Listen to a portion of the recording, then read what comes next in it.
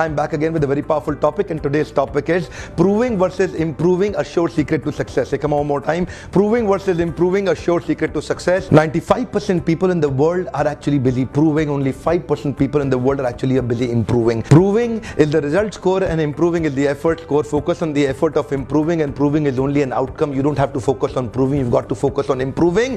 Japan एक ऐसा देश है, मैं आज जापान की कुछ बात करना चाहता हूं, which actually introduced the concept called Kaizen. Kaizen का मतलब क्या होता है? Continuous improvement. Hey, come on, continuous improvement. And my topic today is called RCI, ritualistic continuous improvement. Hey, come on, one more time. Ritualistic continuous improvement. Very powerful topic. Ritualistic continuous improvement, RCI. People become successful. It's a sure way to almost zero defect life when you focus on ritualistic continuous improvement. Japan एक ऐसा देश है जिसने Kaizen word introduce किया. Kaizen का अर्थ क्या है? काई और zen. काई का मतलब है चेंज, zen का मतलब है फॉर गुड. तो change for good. Come on, काई मतलब चेंज एंड zen मतलब good. Let me tell you something very important. Kaizen is the key to Japan's competitive success.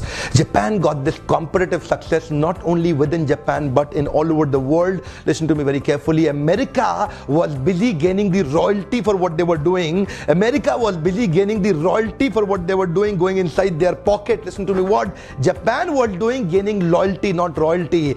Japan was busy gaining loyalty, not the royalty. और Japan हुआ क्या?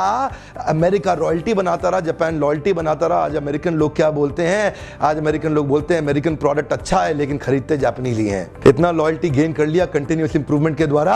और royalty तो एक by product है, by product पे focus नहीं किया जाता. Actually problem is people are focusing on the by product, not on the roots. जिस दिन रूट्स ठीक हो जाएंगे on continuous improvement, by product royalty अपने आप आएगा. पर people focusing on royalty neither get the loyalty nor get the royalty. हर जगह इंप्लीमेंट कर दिया काइजन जापानीज लोगों ने, हर जगह इंप्लीमेंट कर दिया. A, B, C, D model. Listen to me very carefully sir. A means zero accident, B means zero breakdown, C मतलब zero cost of wastage, D मतलब जीरो डिफेक्ट. काइजन मतलब continuous improvement. Manufacturing setup से लेकर के हर तरह के organisational development में कंटिन्यूअसली वो इंप्रूव करते हैं, चीजों को और लीन करते जा रहे हैं और डिफेक्ट घटाते जा रहे हैं. हो क्या रहा है? वो डिसिप्लिन से आता है जब आपका रिचुअल बन जाता है. The model that I want to share with you today is called RCI, ritualistic continuous improvement. Sir, now I'm going to tell you something. The most notable feature of Kaizen is that big results come from many small changes accumulated over a period of time.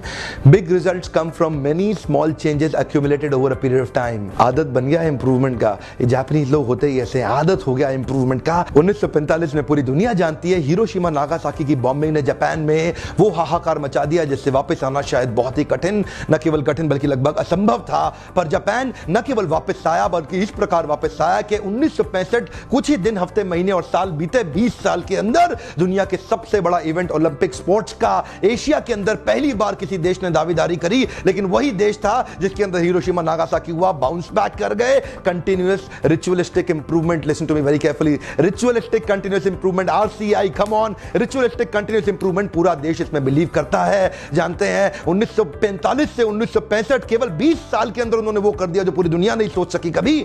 तो मिलते हैं कल सुबह 8 बजे दोबारा अपने podcast के अगले एपिसोड में, एक्सक्लूसिवली मेरे फेसबुक, इंस्टाग्राम पेज या ट्विटर हैंडल पे.